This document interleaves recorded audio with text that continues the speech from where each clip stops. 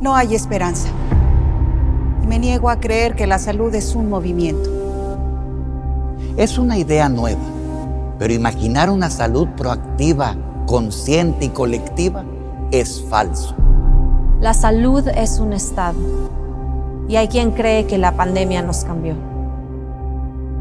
Cualquier cosa es más importante que mi salud. La forma de ver las cosas puede cambiar tu salud. Mi salud es más importante que cualquier cosa. La pandemia nos cambió. Y hay quien cree que la salud es un estado. Es falso. Imaginar una salud proactiva, consciente y colectiva es una idea nueva, pero la salud Es un movimiento, y me niego a creer que no hay esperanza. Es tiempo de crear una nueva cultura de salud, bienestar, prevención, longevidad. Holadesalud.mx, un movimiento de TechSalud.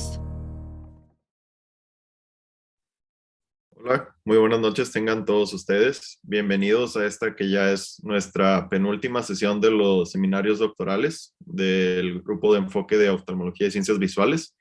Esta vez va a estar con nosotros el doctor Alberto Castillo, que también es alumno del doctorado, y nos va a estar presentando un tema muy interesante sobre hemoderivados.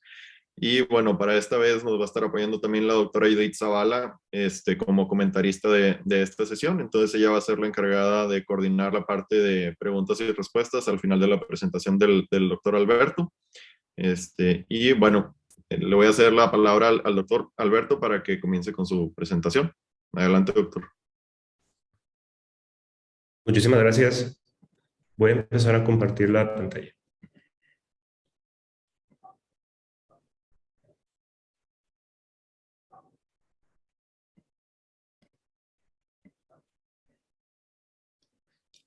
Listo, no sé si se ve bien, si me escuchan. Sí, no, sí, está perfecto. Ok, perfecto. Bueno, pues muy buenas tardes, noches a todos. Por cuestiones del internet voy a apagar un poco la cámara y la voy a volver a prender ahorita que empecemos con la sesión de preguntas y respuestas. Y bueno, el día de hoy me toca dar el seminario de investigación. A mí me toca el tema de caracterización de hemoderivados como biomateriales terapéuticos en alteraciones de la superficie ocular. Mi asesor de tesis es el doctor Jorge Valdés García y mi coasesora de tesis es la doctora Denise Loya García y la doctora Judith Zavala Arcos. Y bueno, pues yo soy el doctor Alberto Castillo Macías. Y bueno, la agenda que vamos a revisar el día de hoy, voy a comenzar con una introducción, vamos a revisar los antecedentes de este proyecto, la justificación, la hipótesis, el objetivo, la metodología y bueno, pues el cronograma para ubicarnos en qué es en lo que vamos.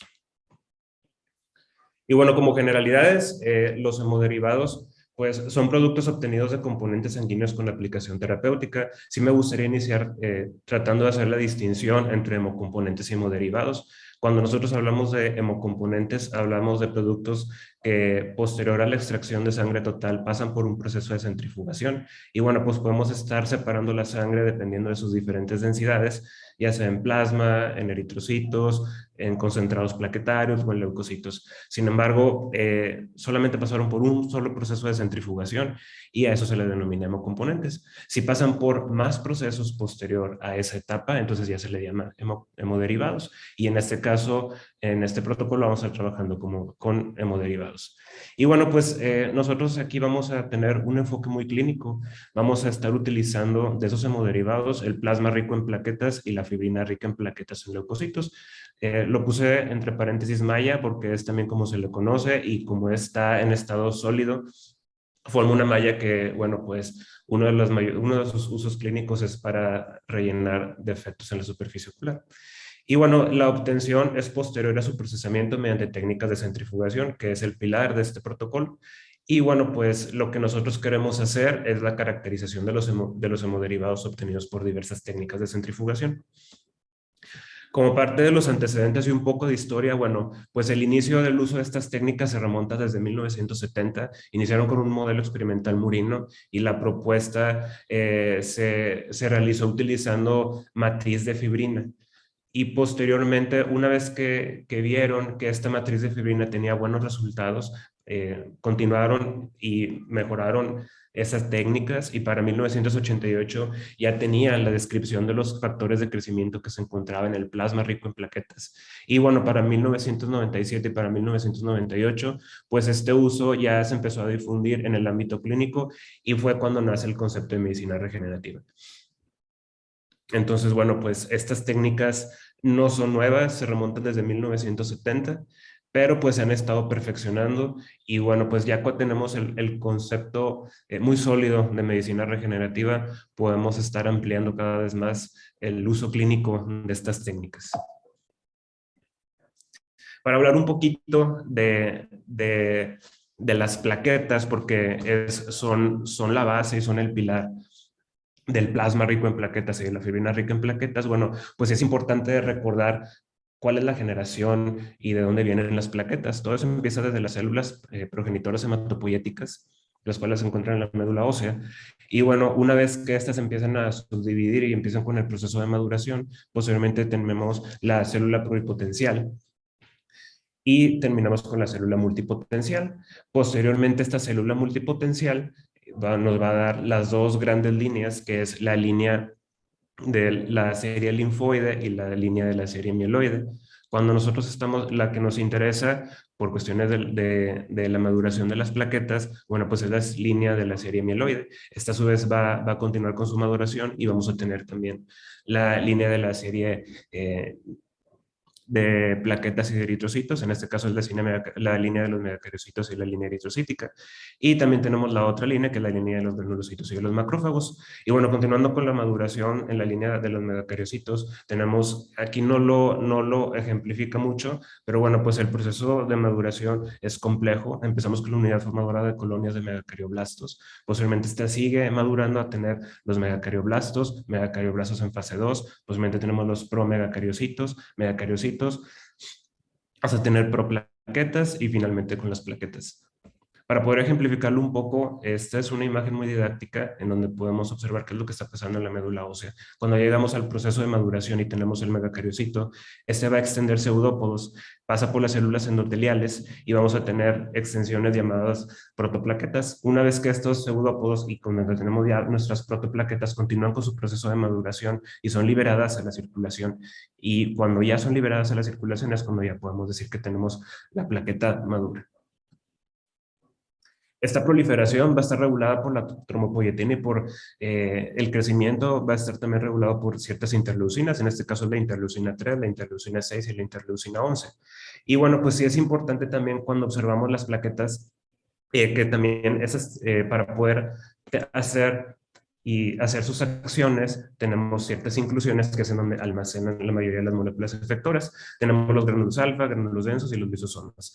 Y bueno, pues aquí, por cuestiones de este protocolo y lo que nos interesa, que son los factores de crecimiento, se encuentran en los gránulos alfa. Los gránulos alfa es en donde tenemos es en donde se encuentra el almacén de la mayoría de las proteínas que tienen las plaquetas. Y bueno, pues aparte también se encuentran la mayoría de los factores de crecimiento, específicamente los que vamos a estar estudiando y viendo y de especial interés para este protocolo. Y asimismo también tenemos el factor de von Willebrand. Cuando hablamos de los gránulos densos es en donde tenemos la mayoría de moléculas de reserva de energía de las plaquetas, donde tenemos el ADP, tenemos ATP, pero no solamente eso, también tenemos serotonina y tenemos el almacén del calcio. Y los lisosomas bueno, pues los lisosomas generalmente en las células son las maquinarias para poder estar degradando las proteínas de manera intracelular, entonces vamos a tener la mayoría de las enzimas proteolíticas. Y bueno, hablando un poco del plasma, ese es el componente líquido de la sangre. Aproximadamente compone el 55, el 58% del volumen sanguíneo total. Y de ese volumen, de ese 55-58% del volumen sanguíneo total, pues el 8 o 9% son sólidos. Entonces aquí vamos a tener electrolitos, proteínas, metabolitos, factores de coagulación e inmunoglobulinas.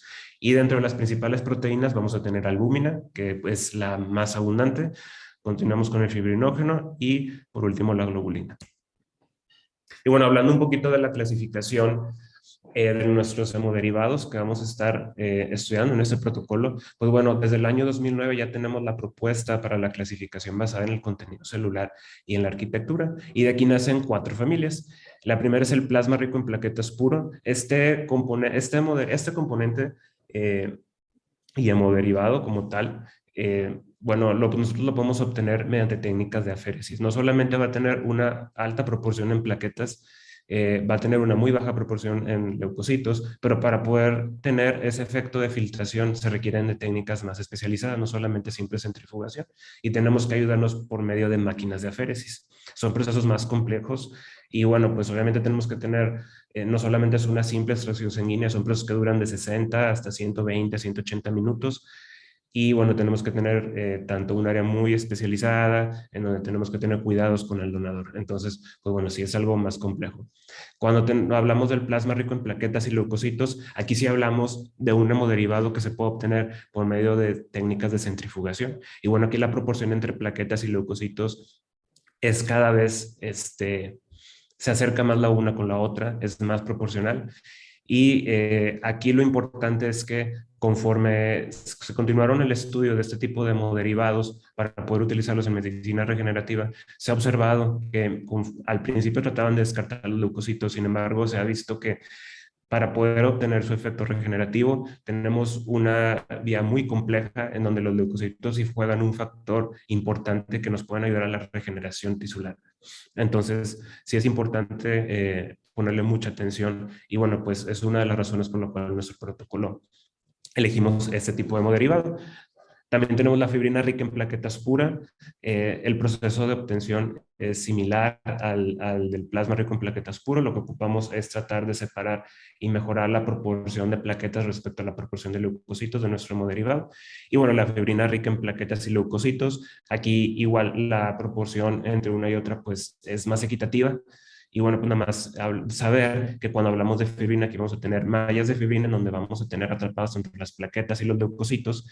Y bueno, pues esto es con el fin de poder tener varios usos. Aquí en este caso, en este grupo de investigación en oftalmología y en las ciencias visuales, pues lo ideal es para poder estar rellenando ciertos efectos epiteliales y por eso también se le conoce como malla de fibrina. Eso nada más para poder ejemplificar de la obtención de los hemocomponentes. Esto, digo hemocomponentes porque normalmente cuando hacemos esa clasificación es en el banco de sangre y donde solamente estamos utilizando técnicas de centrifugación y no estamos dándole otro procesamiento. Si ustedes se fijan, también aquí se habla de las centrifugaciones, sencillas o centrifugaciones ligeras y otras que son centrifugaciones más pesadas. Normalmente nosotros nos basamos en el banco de sangre, nos basamos en las guías de la ABB, que es la Asociación Americana de Bancos de Sangre, y son las que nos están proponiendo este tipo de protocolos. Y bueno, pues cuando hablamos de centrifugaciones ligeras, nosotros normalmente en el banco de sangre se utilizan para poder separar solamente la sangre en sus componentes dependiendo de sus densidades. Entonces, si se fijan aquí, se obtiene el plasma pobre en plaquetas, la capa leucoplaquetaria y la capa eritrocitaria. Posteriormente hacen otra centrifugación, una centrifugación más fuerte, y de aquí lo que hacen es sacar tanto el plasma pobre en plaquetas junto con la capa leucoplaquetaria, hacen una homogenización. Y claro que dependiendo de cuál es la proporción que tú quieras de plasma, se descarta el plasma pobre en plaquetas y es como podemos obtener nuestro plasma rico en plaquetas. Es importante también mencionar que, pues bueno, cuando hablamos de centrifugaciones ligeras, estamos hablando de ciertos Gs, normalmente estamos hablando de 2000 Gs, y cuando hablamos de centrifugaciones que son más fuertes, hablamos de 5000 Gs hacia arriba. Y bueno, ¿cuáles son los mecanismos biológicos de acción de nuestros hemoderivados? Bueno, pues se han realizado múltiples estudios donde se han evaluado pues, cuál es el efecto y cuál es la liberación de esos factores de crecimiento, y se han identificado múltiples. Sin embargo, estos tres son los que la mayoría de los artículos están de acuerdo que son los que mayor impacto tienen para la regeneración. El primero es el factor transformador de crecimiento B, el otro es el factor de crecimiento derivado de plaquetas y el otro es el factor de crecimiento endotelial vascular. Y bueno, hablando un poco del factor de crecimiento derivado de plaquetas, este factor, bueno, para poder hablar de ellos vamos a enfocarnos mucho en sus receptores, porque gracias a sus receptores es que va a poder estar activando toda esta cascada de señalizaciones intracelulares. Entonces, es importante tener en mente que estos receptores funcionan y tienen mecanismo de acción porque están relacionados con la proteína tirosina sinasa. Y bueno, pues la tirosina sinasa pues son mediadores intracelulares y bueno, funcionan y están mediados gracias a la proteína tirosina sinasa. Y bueno, pues estos pueden estar asociados o acoplados tanto a receptores que se encuentran en la membrana celular o si no van a estar asociados a otros receptores pero que van a estar en el citoplasma.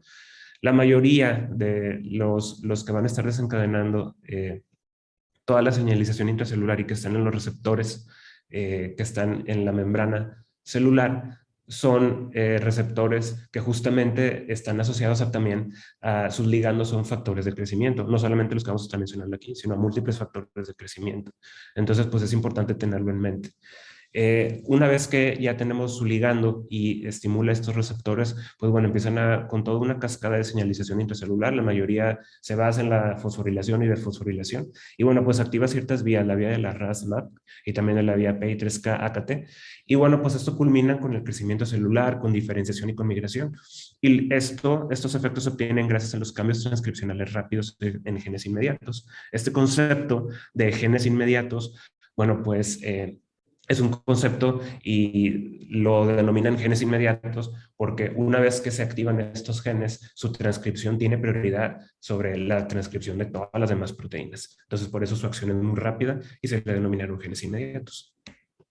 Cuando hablamos del factor de crecimiento vascular endotelial, estos receptores también están acoplados a la proteína tirosina sinasa. También cabe mencionar que la diferencia es muy sutil entre los receptores del factor de crecimiento endotelial vascular y del factor de crecimiento derivado de plaquetas, que lo acabamos de ver. Y bueno, pues la mayoría, la diferencia va a ser los receptores. Una vez que el ligando llega a receptores específicos, es como vamos a poder estar haciendo la diferencia, si es que están estimulando los receptores de factor de crecimiento endotelial vascular o de factor de crecimiento derivado de plaquetas. Y bueno, pues estos igual como son acoplados actúan gracias a la activación de la proteína tirosina sinasa, van a activar varias vías, tanto la vía de la PI3K, AKT, la vía PLC gamma y MAP. Y bueno, pues estos culminan con la expresión de genes de crecimiento, proliferación celular y migración. Y bueno, nuestro factor transformador de crecimiento, su mecanismo de acción es diferente. En este caso, estos receptores, bueno, no están asociados a proteína tirosina sinasa, estos son receptores de treonina serina. Y bueno, pues una vez que llega el ligando, aquí tenemos dos receptores, receptor tipo 1 y tipo 2. Cuando este llega y estimula el receptor tipo 2, este fosforila el receptor tipo 1 y es cuando entonces desencadena toda la cascada de señalización intracelular. Estos actúan activando la vía de las SMADs. Este nombre de SMADs es bien interesante. Esto es porque las proteínas que nacen de ciertos genes derivan de la similitud que tiene con genes que se encuentran en SMA, es por small worm o de gusanos pequeños. Y MADS también deriva de la similitud que tiene con proteínas que vienen de genes que se encuentran en la drosófila, que es una mosca. Y bueno, pues una vez que son activos también activan, esta vía también se basa en la fosforilación y desfosforilación. Y bueno, pues regulan el crecimiento celular y desarrollo mediante activación de ciertos genes blancos de transcripción de factor transformador de crecimiento beta. Y bueno, pues ya después de hablar un poquito de cuáles son todos estos mecanismos de acción y por qué se estudian y por qué funcionan, entonces vamos a poder hablar de las aplicaciones clínicas. En este caso, las aplicaciones clínicas de los hemoderivados, específico para las patologías de la superficie corneal, pues bueno, son múltiples, son diversas. Y bueno, pues de estas destacan el síndrome de ojo severo, las úlceras corneales que son resistentes al tratamiento y la queratitis neurotrófica. Y bueno, pues la mayor parte de las ventajas de esta técnica pues es la efectividad y bueno, pero más importante pues es el método de obtención que es autólogo. ¿A qué se refiere con eso? Que es el mismo paciente que va a requerir ese tratamiento, el cual va a donar su sangre, se hace toda la obtención de este hemoderivado y posteriormente va a tener la aplicación. Entonces, ya entrando un poquito en nuestro protocolo con la justificación, pues bueno, la caracterización de los hemoderivados pues es necesaria para la estandarización de la técnica, proporcionando resultados útiles y reproducibles. el plasma rico en plaquetas y la fibrina rica en plaquetas, pues sí nos van a estar representando un modelo terapéutico que podría estimular la pronta recuperación y el mejoramiento de los síntomas en los pacientes que tienen alteraciones de la superficie ocular. Y bueno, pues nos ofrece múltiples ventajas, es una técnica sencilla, es rápida y al momento de ser autóloga, pues va a presentar una alta seguridad de los pacientes que la van a estar recibiendo. Nuestro objetivo primario va a ser caracterizar hemoderivados obtenidos por diversas técnicas de centrifugación para poder comparar y seleccionar los biomateriales con mayor potencial terapéutico. Nuestros objetivos secundarios va a ser determinar la estandarización de la mejor técnica de centrifugación de plasma rico en plaquetas y fibrina rica en plaquetas, determinar cuál es la concentración que vamos a obtener de plaquetas, leucocitos y la liberación de esos factores de crecimiento del plasma rico en plaquetas en un periodo de tiempo específico. Asimismo, las características morfológicas de la fibrina rica en plaquetas, la liberación de sus factores de crecimiento y determinar la degradación de la fibrina rica en plaquetas en un tiempo determinado. Nuestra hipótesis alterna, pues es que la caracterización de los hemoderivados mediante las diversas técnicas de centrifugación, pues nos va a permitir comprar y seleccionar productos que tengan un alto potencial terapéutico. Nuestra hipótesis nula, pues es que la caracterización de nuestros hemoderivados mediante diversas técnicas de centrifugación no nos va a permitir comparar y seleccionar productos con alto potencial terapéutico. Nuestra metodología, este es un estudio descriptivo y este estudio descriptivo va a ser utilizado para valorar características de los hemoderivados obtenidos por diversas técnicas de centrifugación y para selección de hemoderivados con mayor potencial como biomateriales terapéuticos. Nosotros vamos a realizar una invitación a participar a voluntarios sanos que quieren donar una muestra de sangre y bueno, pues ese volumen va a ser un aproximado de 30 mililitros. Y bueno, para nuestro cálculo del tamaño de la muestra lo realizamos mediante software OpenEpi, mediante la función de comparación de medias y lo adecuamos a un nivel de confianza del 95% y una potencia del 80%. Y en base a nuestros cálculos, bueno, pues obtuvimos una N de 16. Nuestros criterios de inclusión van a ser personas sanas, el rango de edad va a ser entre 20 y 85 años de edad. Nuestros criterios de exclusión va a ser personas que presenten comorbilidades asociadas, embarazo y también que refieran uso de cualquier medicamento. Y un criterio de suspensión pues va a ser la pérdida de los datos de las personas sanas de estudio. El consentimiento informado se va a obtener por escrito para la participación en el estudio previa a la toma de una muestra sanguínea y se mantendrá un registro de selección para documentar todos los objetos sanos seleccionados y confirmar la elegibilidad o registrar los motivos en caso de que fracase la selección, según corresponda. Para la obtención de nuestro plasma rico en plaquetas y leucocitos, vamos a obtener una muestra de sangre, la cual va a consistir en 30 mililitros de sangre total en tubos de 10 mililitros y estos van a estar adicionados con 1 mililitro de citrato de sodio al 3.2%. Posteriormente vamos a centrifugar la muestra mediante las siguientes técnicas. La primera va a consistir en una centrifugación a 1000 Gs por 9 minutos a 5 grados centígrados. La segunda a 2000 Gs por 5 minutos a 5 grados centígrados. Y la tercera a 2600 Gs por 3 minutos a 5 grados centígrados. Estas técnicas ya son técnicas que son propuestas por la ABB, que es la Asociación Americana de Bancos de Sangre, y que se utilizan para la obtención de plasma rico en plaquetas. Posteriormente vamos a aspirar a nuestro plasma rico en plaquetas mediante pipeteo.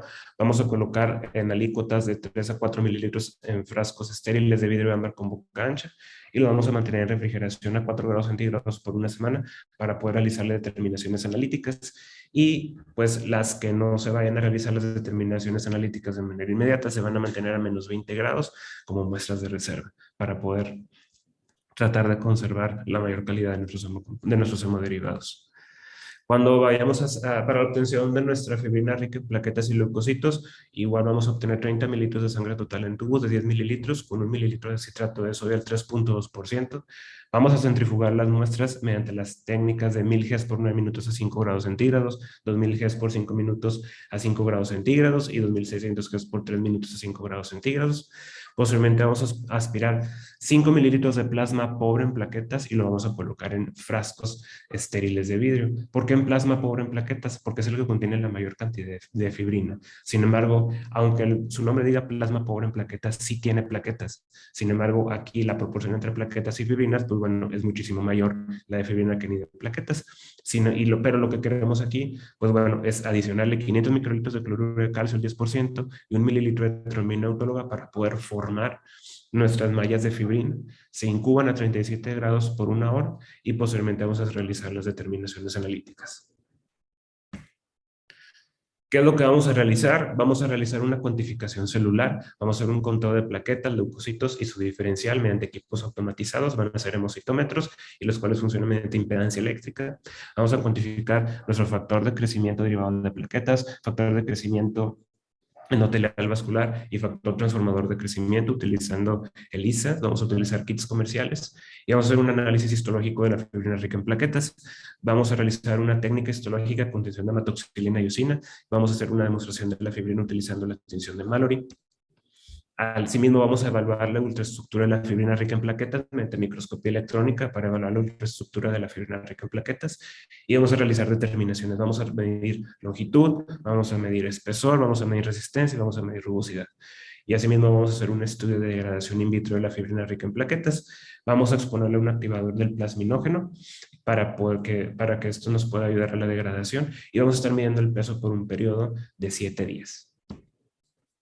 Para nuestro análisis estadístico, los resultados se van a comparar realizando una prueba de ANOVA de una vía con el objetivo de poder determinar la existencia de diferencias significativas entre nuestros 3 grupos. Estos 3 grupos van a ser los que van a seguir las diferentes técnicas de centrifugación. Los valores de P van a ser de 2 colas y los valores menores de 0.05 se van a considerar estadísticamente significativo y el análisis de los datos se va a realizar mediante el software SPSS. Y bueno, ese es nuestro cronograma. Nosotros ahorita ya ya terminamos la revisión de la literatura, también la planeación y escritura de nuestro protocolo, y actualmente estamos con el sometimiento al comité de ética. Posteriormente vamos a iniciar con nuestra fase de selección de pacientes, la estandarización del plasma rico en plaquetas y nuestra fibrina rica en plaquetas.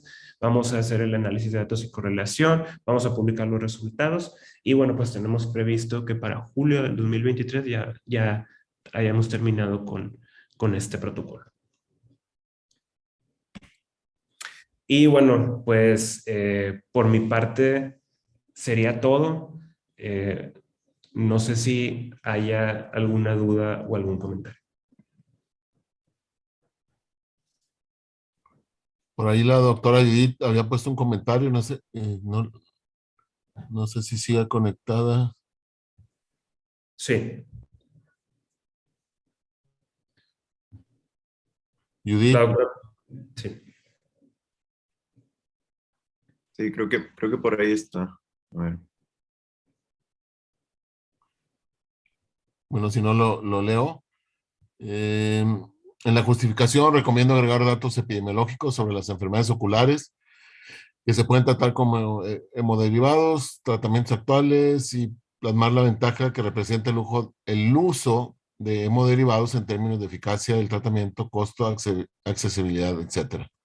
Creo que por ahí algo mencionabas, ¿no, doctor? Sí, sí, doctor. Bueno, pues claro que aquí no me explayé mucho, pero en el protocolo sí mencionamos bastante, bueno, pues cuáles serían las ventajas en términos de eficacia, de costos y de accesibilidad del tratamiento. Pero pues bueno, por supuesto que le agradezco mucho a la doctora Judith y bueno, pues vamos a agregar también esos datos epidemiológicos sobre las enfermedades oculares donde se pueden tratar con los hemoderivados. Por ahí el doctor Manuel Garza también te pone otro comentario. Si mal no entendí, en la introducción mencionaste que para hacer el plasma rico en plaquetas era necesario hacer 2 pasos de centrifugación. Sin embargo, en tu discusión de la metodología solo mencionaste un solo paso. Sí, claro, en la introducción yo lo mencioné, ese era un ejemplo, era más para ejemplificar cómo se puede, la obtención de los hemocomponentes, no está hablando todavía ahí de los hemoderivados y de lo que se realizaba en el banco de sangre, y por eso mencionaba que, bueno, pues dependiendo si hacían una centrifugación suave y luego posiblemente pasaban a una centrifugación fuerte y de ahí se podía obtener el plasma rico en plaquetas. Ya nosotros utilizando esas técnicas y los modelos que ya se tienen en el banco de sangre, lo acondicionamos y lo estamos utilizando solamente de un paso. Y bueno, pues es una de las novedades. De hecho, ya tenemos en la literatura la comparación entre protocolos que han estado utilizando 2 pasos y que fueron más tradicionales, dependiendo, o sea, utilizando lo que hacen básicamente en el banco de sangre, y otros protocolos que sí utilizan solamente un paso, con las técnicas y con las velocidades de centrifugación a los Gs y a los mismos minutos y misma temperatura. Y bueno, pues nosotros lo estamos adaptando para poder hacerlo de un paso. Y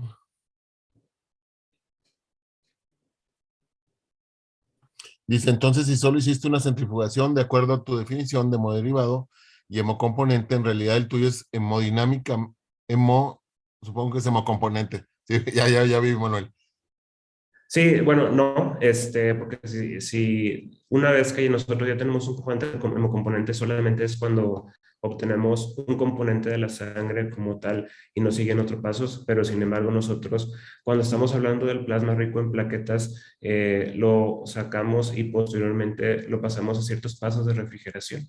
Y bueno, una vez que ya hacemos esa intervención, entonces ya obtenemos un producto ya más puro como tal, ya pasa de ser un hemoderivado y todavía se cumple más cuando estamos hablando de la fibrina rica en plaquetas, en donde no solamente estamos jugando con las temperaturas, también estamos jugando, estamos adicionándole calcio, estamos adicionándole trombina para estar formando mallas. Y bueno, pues esas mallas como tal, pues igual se pueden considerar como hemoderivados.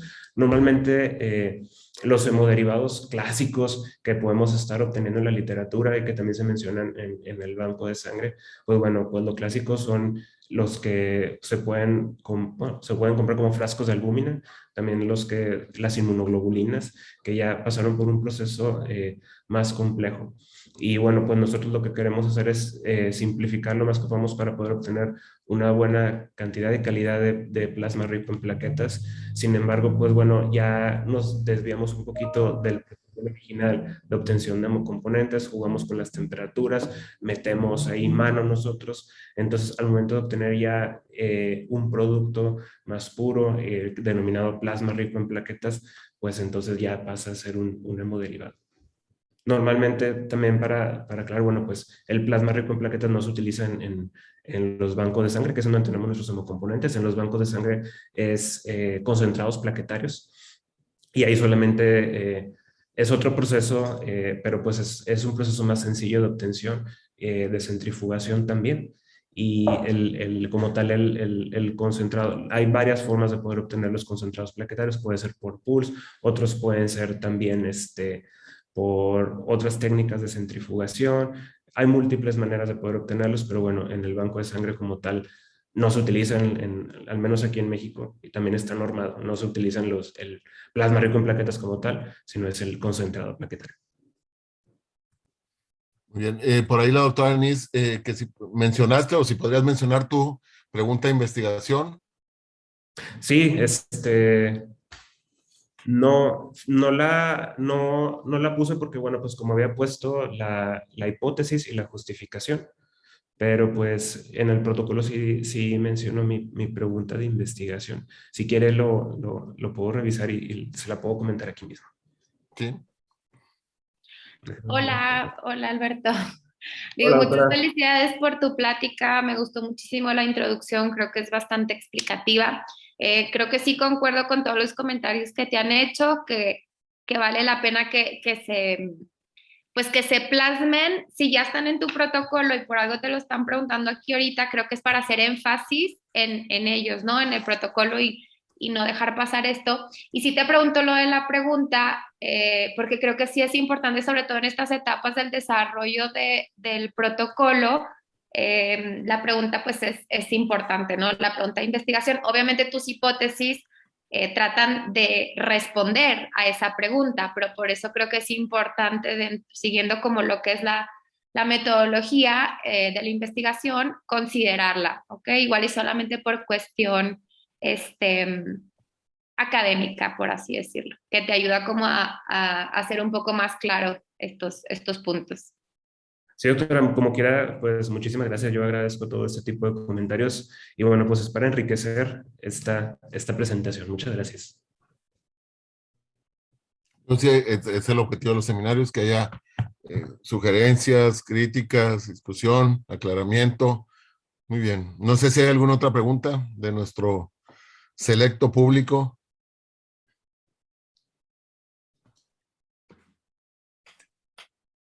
Creo que ya no hay nada más en el chat, doctor. Ok. Por ahí les puse la invitación que nos hace, aprovechando, vamos a quedar bien con el doctor Manuel Garza. Tenemos la sesión déjenme ver si los comparto. Aquí está. De Marbo. Hoy a las 8:30. O sea que hay tiempo para ir por café, refrescos y prepararse la cena y se le quieren. Y ahora la tiene el grupo desde del Hospital La Luz. En breve, diseños metodológicos y análisis de la doctora Selma Lynn Somilleda Aventura, y luego concentración de acuaporin en catarata madura, de Orlando Daniel Quintanar, y hallazgos de significancia incierta por OCT con factores pronósticos de MRE por el doctor Ricardo Hayashi. Cordialmente invitarlos. Por ahí les puse la liga para registrarse. Y si no, nada más entran al Facebook, a la página de Marvo, y ahí va a estar el registro, también la información para el registro. Muy bien. Pues algunas felicitaciones y pues muy bien, Alberto, muchas gracias por presentar. Nos queda, Manuel, un seminario, ¿verdad? Sí, doctor, la otra semana ya es el último y va a presentar la doctora Sofía Padilla su proyecto de tesis. Mañana nada más tenemos la penúltima sesión del foro de pregrado, le toca a Jesús, y la siguiente semana también va a ser la última y me toca a mí. Ajá. Ok, entonces también, bueno, los invitamos mañana al de pregrado. Por ahí sí puedes poner la liga para los que no la tengan de una vez. Déjame la pongo. ¿A qué horas es mañana? Mañana es a las 10 de la mañana. Okiroki, a los que nos pueden acompañar a las 10.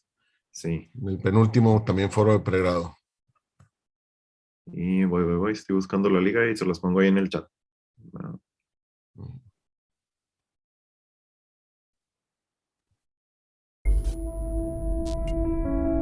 Soy la voz que te habla desde adentro. La primera vez que me escuchaste, no me pudiste ignorar. Y dudaste, ¿de dónde viene? ¿De la cabeza, del estómago, del corazón? Primero te inquietaba. Después te di claridad. Porque tus caminos son la salud, la ciencia y el conocimiento, que te preparan para ayudar, sanar y salvar, para hacer una diferencia. Hoy sigo aquí, en medio de esta tormenta sin precedentes, empujándote a hacer historia con cada vida que tocas. Y cuando preguntes, ¿por qué yo? ¿Por qué ahora? Yo te hablaré más fuerte, recordándote que una comunidad de profesores, estudiantes, colegas y profesionales de la salud te respalda, y reafirmándote que has elegido bien. Estás donde tienes que estar, haciendo lo que tienes que hacer. Soy la voz que te habla desde adentro, tu intuición, tu llamado, tu vocación.